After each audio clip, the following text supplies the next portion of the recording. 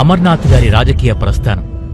మాజీ రాష్ట్ర మంత్రి, పార్లమెంటు సభ్యుడు, ఉత్తరాంధ్ర నాయకులైన స్వర్గీయ శ్రీ గుడివాడ గురునాథరావు గారి వారసుడు, విశాఖపట్నం ముద్దుబిడ్డ మన గుడివాడ అమర్నాథ్ గారు.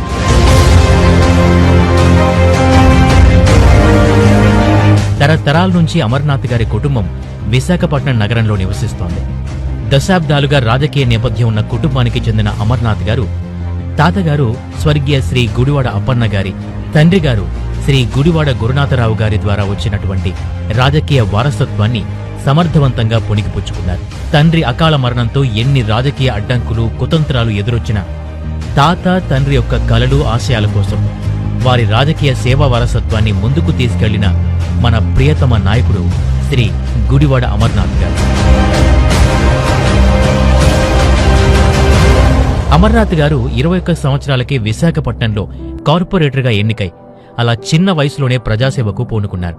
అంతేకాకుండా ప్రజల సమస్యల పరిష్కారానికై పోరాడిన ఆయన 2009లో డిస్ట్రిక్ట్ ప్లానింగ్ కమిటీ మెంబర్గా బాధ్యతలు చేపట్టారు. 2013వ సంవత్సరంలో సమైక్యాంధ్ర ఉద్యమంలో అమర్నాథ్ గారు నిరాహార దీక్ష చేసి ఉద్యమ పోరాట పటిమను కనబరిచారు.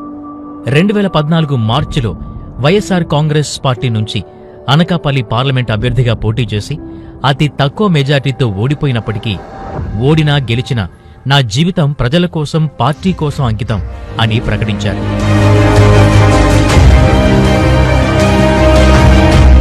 అదే సంవత్సరంలో అమర్నాథ్ గారి పోరాట పటిమని, విశ్వసనీయతని, కష్టించే తత్వాన్ని, పార్టీకి చేసిన కృషిని గుర్తించిన వైఎస్ఆర్ పార్టీ అధినేత శ్రీ జగన్మోహన్ రెడ్డి గారు 28 ఏళ్ల అమర్నాథ్ గారిని ఉమ్మడి విశాఖపట్నం జిల్లాకు పార్టీ అధ్యక్షుడిగా నియమించారు. పార్టీ అధినేత వైఎస్ జగన్మోహన్ రెడ్డి గారి ఆదేశానుసారం విశాఖపట్నం జిల్లాకు పార్టీ ప్రెసిడెంట్గా బాధ్యతలు కూడా స్వీకరించారు.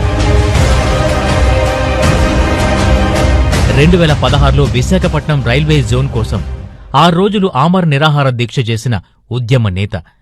2017లో ప్రత్యేక హోదా, విశాఖ రైల్వే జోన్ మరియు పేదల సమస్యల కోసం విశాఖపట్నం జిల్లాలో 256 కిలోమీటర్లు ఆత్మగౌరవ యాత్ర చేసిన గొప్ప నాయకుడు.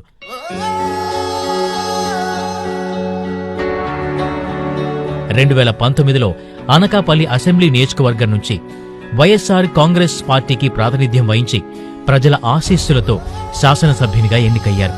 గుడివాడ అమర్నాథ్ అని నేను శాసనసభ సభ్యునిగా ఎన్నికైనందున నేను స్వీకరించబోయే కర్తవ్యాన్ని శ్రద్ధాశక్తులతో నిర్వహిస్తానని దైవసాక్షిగా ప్రమాణం చేస్తున్నాను.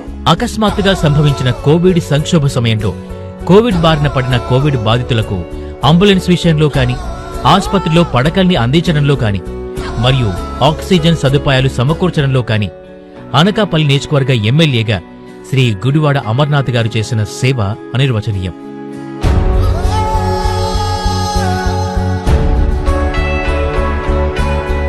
అంతేకాకుండా ఆ సమయంలో తను సొంతంగా విరాళాల్ని అందించి తనలోని మానవతా దృక్పథాన్ని చాటుకున్నారు. అలాగే కోవిడ్ బాధితులకు సహాయం చేయడానికి ముఖ్యమంత్రి సహాయ నిధి, సీఎం రిలీఫ్ ఫండ్, కార్పొరేట్ సామాజిక బాధ్యత, సిఎస్ఆర్ మరియు ఇతర నిధుల్ని ఉపయోగించి కోవిడ్ బాధితుల్ని ఆదుకున్నారు.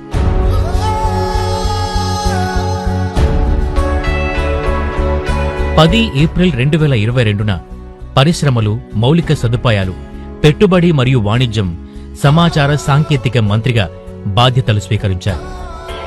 గుడివాడ అమర్నాథ్ అనే నేను శాసనం ద్వారా నిర్మితమైన భారత రాజ్యాంగం పట్ల నిజమైన విశ్వాసం, విధేయత చూపుతానని, ప్రజలందరికీ న్యాయం చేకూరుస్తానని దైవసాక్షిగా ప్రమాణం చేస్తున్నాను.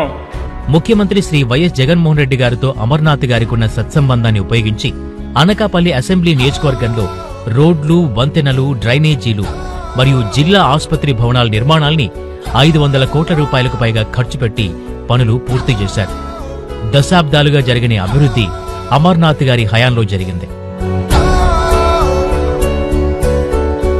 తనదైన రీతిలో రాజకీయాల్లో సత్తా చాటుతూ ఎన్ని ఆటుపోట్లు ఎదురైనా అలుపెరగని పోరాటం చేస్తూ తన నమ్ముకున్న పార్టీకై, జనంకై గొప్పగా పనిచేసినటువంటి వ్యక్తి మినిస్టర్ గుడివాడ అమర్నాథ్ గారు.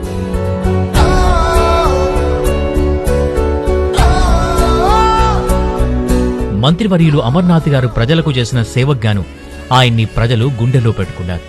అది జీర్ణించుకోలేని ప్రతిపక్షాలు అమర్నాథ్ గారిపై మరియు ఆయన కుటుంబంపై సోషల్ మీడియాలో ట్రోల్స్ మరియు మీమ్స్ వేసి ఆయన ఆత్మాభిమానాన్ని దెబ్బతీయడానికి ప్రయత్నం చేశాయి.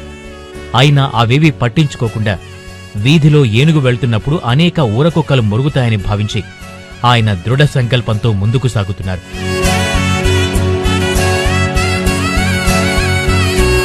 ముఖ్యమంత్రి వైఎస్ జగన్మోహన్ రెడ్డి గారి నాయకత్వంలో ఆంధ్రప్రదేశ్ ప్రగతికి కృషి చేయడానికి అమర్నాథ్ గారు ఒక ఆదర్శనీయుడైన నాయకుడిగా ముందుకు సాగుతున్నారు.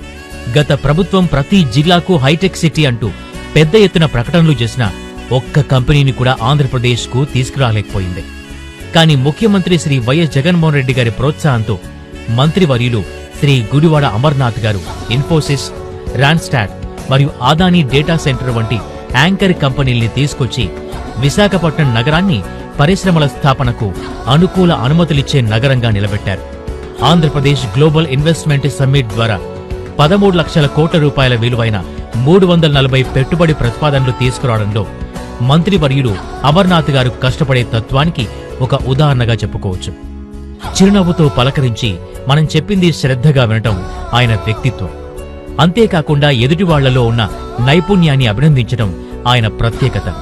ఎవర్నీ నొప్పించకుండా, దేన్ని వ్యతిరేకించకుండా అందరి అభిప్రాయాల్ని గౌరవిస్తూ ఏవైనా పొరపాటు జరిగితే వాదనలకు పోకుండా మనసా అంగీకరించి తక్కువ మాట్లాడి ఎక్కువ అభివృద్ధి చేయటం ఆయనకున్న అతి గొప్ప లక్షణం.